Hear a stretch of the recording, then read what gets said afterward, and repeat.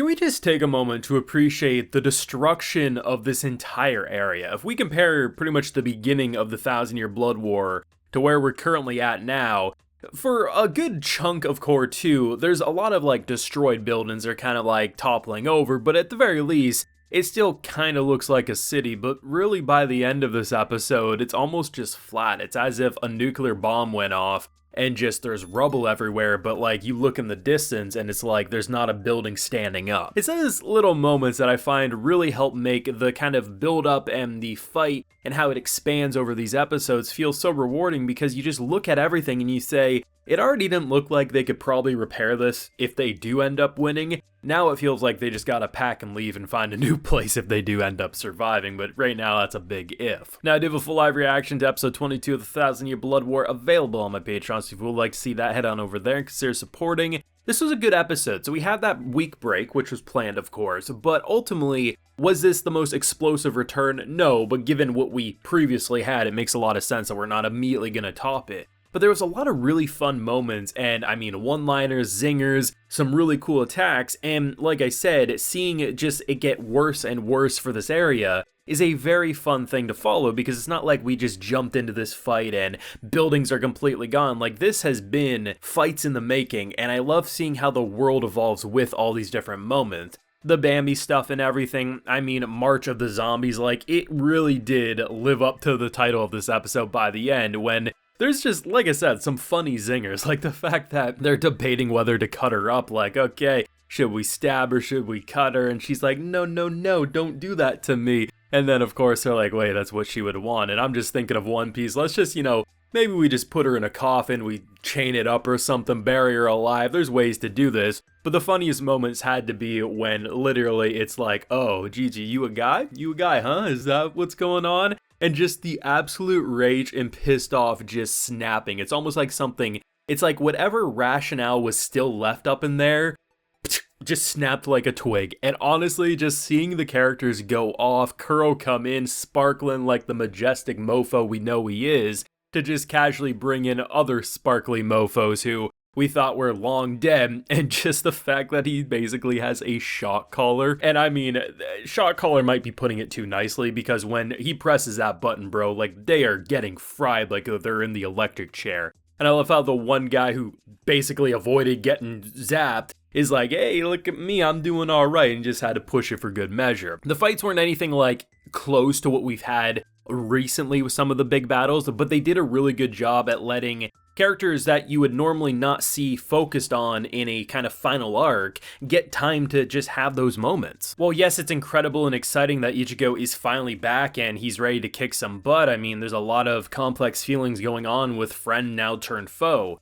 But at the end of the day, there's a lot of characters that are still active, and it's nice to see them have those moments to really flex what they're capable of. And another thing with the production, I already mentioned about how the landscape kind of changes and evolves with the more and more destruction. Another thing that's really cool is when you look at explosions, whether it's a fire blast or it's smoke just covering up someone's next attack, it doesn't really feel like it's stock footage or it's animated the exact same way. It actually feels like, oh, this feels like a real smoke effect or a particle effect of some sort that naturally would happen if people are summoning elements or, destroying things around them. And I like that there is those little attention to detail moments. People often, when it comes to battle shonens, they only talk about the very obvious Sakuga, oh, look at that sword swing, look at that big explosion or that blast, but it's like it's the little moments that feel so consistent across these episodes that once again flexes why it was so important for Bleach to have the split core model. And even if it takes 6 or 9 months for the next core, at the very least we know we're getting quality. But I will say my overall favorite part had to be Kuro just coming in sparkling and just lighting up the world. And I love just the hostility between Bambi and everyone and just the whole zombie stuff. I mean, just basically drooling and begging for a snack and getting smacked around by Mistress. Some pretty intense scenes overall, and just having that entire army of zombies behind her, I mean, was pretty intimidating, up until, of course, we summon our own army of kind of zombies, and you have basically Beyblades on whips, and we're slicing and dicing. Some pretty cool stuff across the board. I actually kind of liked how they were planning on powering up basically this launch, because they need to obviously get up to where they left to, right? But ultimately, they can only do it one time before they'll never be able to do it again, but they also don't really have the energy to do so. So how do you do it? well, these rifts in the world, you get some jars, maybe a spoon, you kind of sprinkle that shit in, and you got a power source that actually works out pretty well. But like I said, Ichigo, despite really not having a big point in this episode, did have something that I quite liked seeing, which was betrayal, anger, confusion, but also acceptance, because he realizes that, you know, he knew, right? Like, they are two very different people from two very different sides.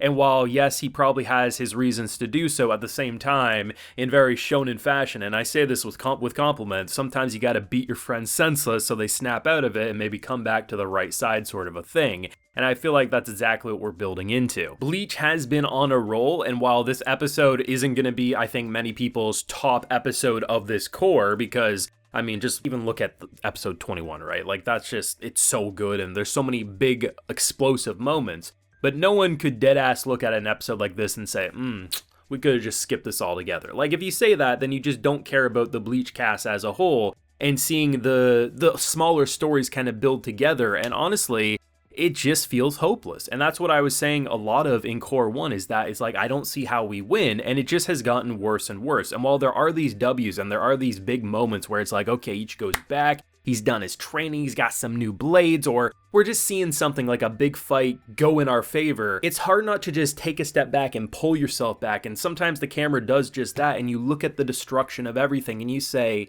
what's even left saving? And even if we could do it, where do these characters go? Like, all I know is you probably gotta drop a massive time skip to, at the very least, show some repairs, because you know damn well the construction on that repair is gonna be spicy and very long, if not expensive. But this was fun, man. Some great funny moments, the "are you a dude" line, and I'm like, even I was a little taken back. I was like, damn bro, like, you just calling people out. Or just, you know, the fact that there's this one attack where basically, yeah, okay, he's stabbing someone in the throat or even the head, but it's like the twisting maneuver that they do, and just how like into the motion, the momentum that they go with the animation. I feel like these are the types of episodes that people don't really like talk about visually as much, because maybe they're not as exciting because, oh, Ichigo didn't do this new attack, or, you know, someone didn't launch a sun at someone. But there are still these very carefully detailed moments that really feel polished and refined, and while maybe some people will say, I don't see it, I mean, if you really take a step back and compare what normally a battle shonen would look like for an episode like this,